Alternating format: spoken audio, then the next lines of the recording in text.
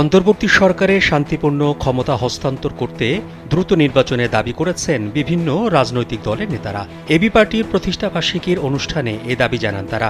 উঠে আসে আওয়ামী লীগের বিচার ও সংস্কার সহ নানা বিষয়। এ সময় জাতীয় নির্বাচন, মানবিক করিডোর, আওয়ামী লীগের বিচার সহ নানা প্রসঙ্গে কথা বলেন তারা। নাগরিক ঐক্যের সভাপতি মাহমুদুর রহমান মান্না বলেন, ধোঁয়াশার মধ্যে বাংলাদেশের রাজনীতি, দলগুলো দ্রুত নির্বাচন চায়। করিডোর নিয়ে বিশ্বে বিভিন্ন রকম অভিজ্ঞতা আছে। ছোট ছোট বিষয়ে রাজনৈতিক দলগুলোর সঙ্গে আলোচনা করলেও করিডোর ইস্যুতে দলগুলোর সঙ্গে আলোচনার প্রয়োজন মনে করে নাই সরকার। গণসংহতি আন্দোলনের প্রধান সমন্বয়ক জোনায়েদ সাকি বলেন, নির্বাচনে রোডম্যাপ দিলে সরকার অনাকাঙ্ক্ষিত আলোচনা পরিহার করবে। স্যান্ডেলিনা সো, রূপচর্চায় আভিজাত্য। অনুষ্ঠানে অংশ নিয়ে এনসিপি আহ্বায়ক নাহিদ ইসলাম বলেন, আওয়ামী লীগকে নিষিদ্ধ করতে হবে।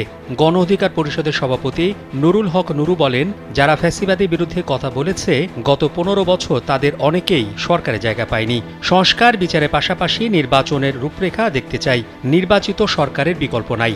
এবি পার্টির সভাপতি মঞ্জু বলেন, সুন্দর একটি নির্বাচন হলে বাংলাদেশের নতুন পরিবেশ তৈরি হবে। এবি পার্টির সাধারণ সম্পাদক ব্যারিস্টার আসাদুজ্জামান ফুয়াদ বলেন, পরিবারতন্ত্র রাজনীতি থেকে বেরিয়ে আসতে হবে। দ্বিতীয় প্রজন্মে রাজনীতি করতে হবে, সেখানে পিছনে তাকানো যাবে না।